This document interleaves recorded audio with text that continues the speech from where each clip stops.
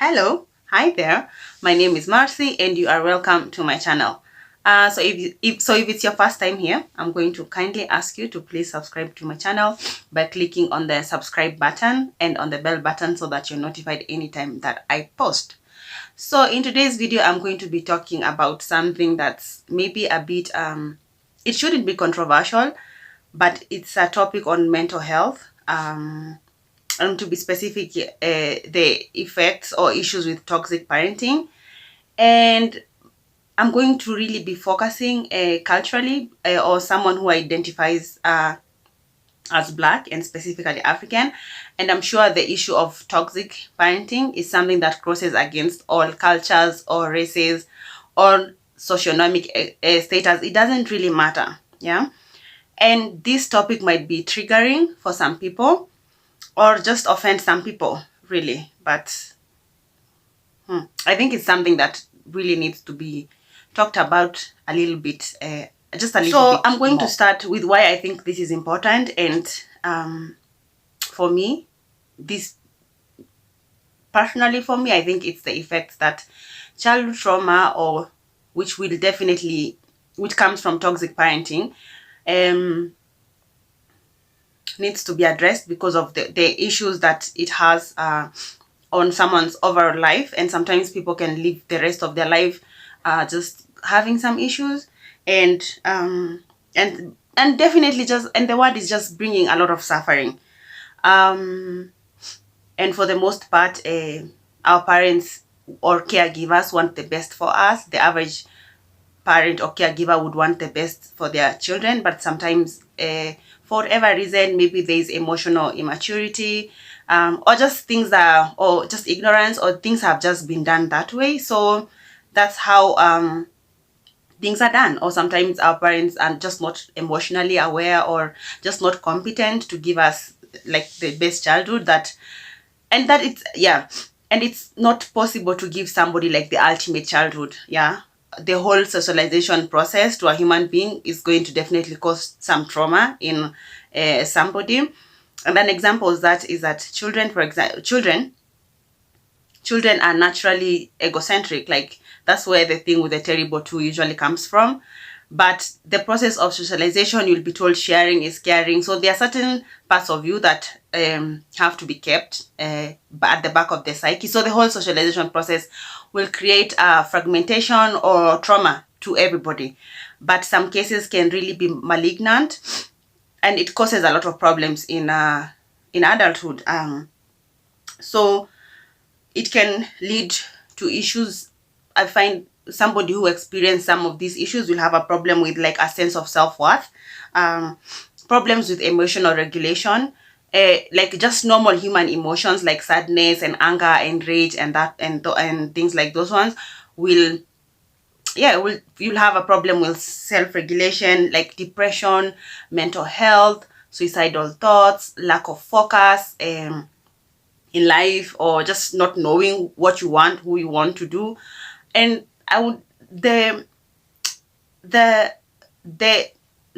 illustration to that is like, if somebody has always kept you at the back seat of the car and then one day they just give you the keys and tell you to drive, you'll be like, what?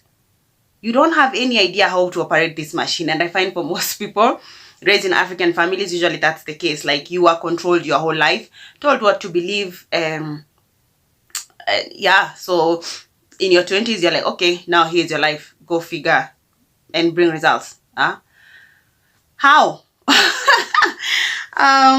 This can also lead like to the choice of partners that somebody chooses in adulthood. So people will be attracted to sometimes people who just abuse them, because we always repeat patterns in our childhood.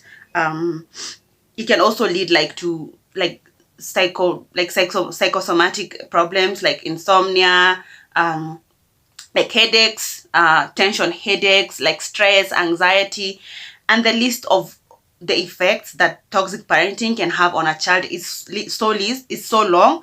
Sometimes even people go just really show like CPTSD, like post-traumatic stress disorder, like things like somebody who is always alert, somebody who is afraid of people, and definitely just sees the world as unsafe place. It can lead to all kind of codependency problems, people pleasing, not being okay with being their authentic self, like looking for external things to validate the self, a lot of looking for outside validation, and the list can really go on. And for me, I think the main problem or the main issue that leads to this kind of relationship dysfunction, especially in the African community or Black community, or just whichever, in human relationships, is the fact that for most parents or caregivers, they do not treat or are not aware that their children are an autonomous individual from themselves, and they will treat their children as an extension of themselves. And things that I talk today are so normalized and so insidious that when you grow up and you find some of these things creeping up in your life, you're like, where exactly are they coming from? And yeah, it's just so normalized, and talking out of it, or most people have just never questioned what their childhood might have brought into their life as adult. Being seen, or when not being seen as an individual and an autonomous human being from your caregivers or primary caregivers or for your parents, is going to result in a relationship dysfunction.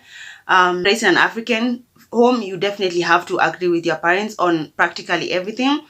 And one of these way, for example, is the issue of faith. You are not allowed to ask questions. You're not allowed to think for yourself. You're not allowed to, just the whole thing. And if you do, then there are consequences. There are beatings. You'll be scared, like with things like heaven and hell, and you'll go to hell and you're a bad person. Yeah, and just all kind of like like growing up, there were certain verses in my family that were just always told, children should obey their parents. Just the whole list. And if you do, or you ever dare to question or think something outside of that, then you basically have looked for enemies for yourself. Sometimes this will not be actively, depending on the age that you probably differ from your own parents' faith. But if at this particular point, like my parents can't beat me up, but sometimes you might have like passive aggressive behaviors and comments and just mean behavior. Yeah. So who is a toxic parent or caregiver? A toxic parent is a parent who consistently behave in ways that cause guilt, fear, and obligation in their children. And this is not something that is just an isolated event. Of course, parenting is difficult, and as a human being, you're going to lose it sometimes and here and there. And yeah, but this is just a pattern of behavior. If you ask most people that grew up in this kind of system, they'll be scared of their parents. A place that is supposed to really feel safe, they're just scared. Like you're scared. Being scared of your parents shouldn't be normal.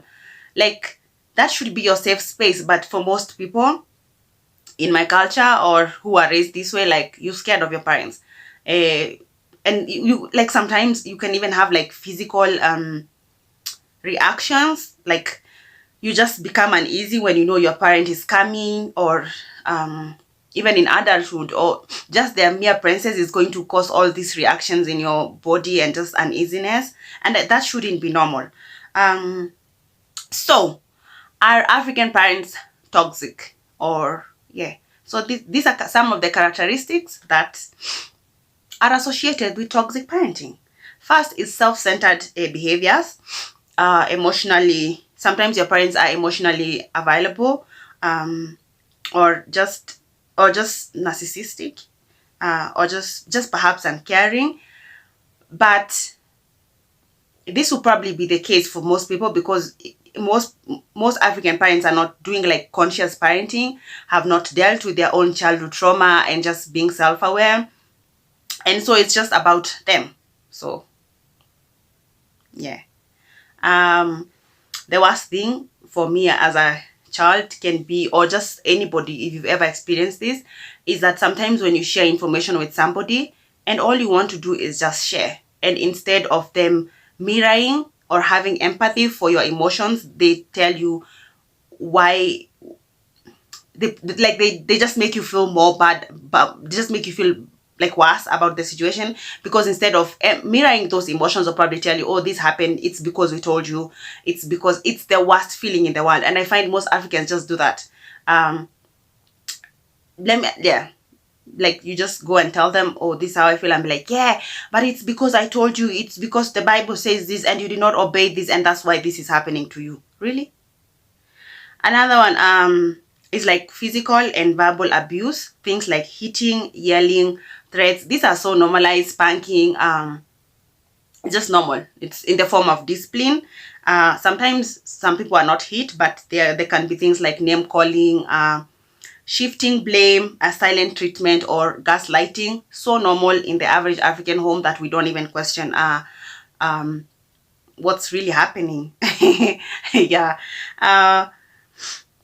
Whether hitting or spanking is something someone believes or not, despite studies show that it actually doesn't do anything to change their behavior, it's up to someone. But you can imagine as an adult, if somebody comes to you and beats you for not agreeing with them, it will leave you with feelings of rage and anger, and just a violation of your boundaries. And you'll really be angry. So you can imagine if you're a small little human being and looking up to this tall, big person that you look up to, just hitting you. Where do you think all those feelings of rage and anger and just wanting to revenge go to? Yeah.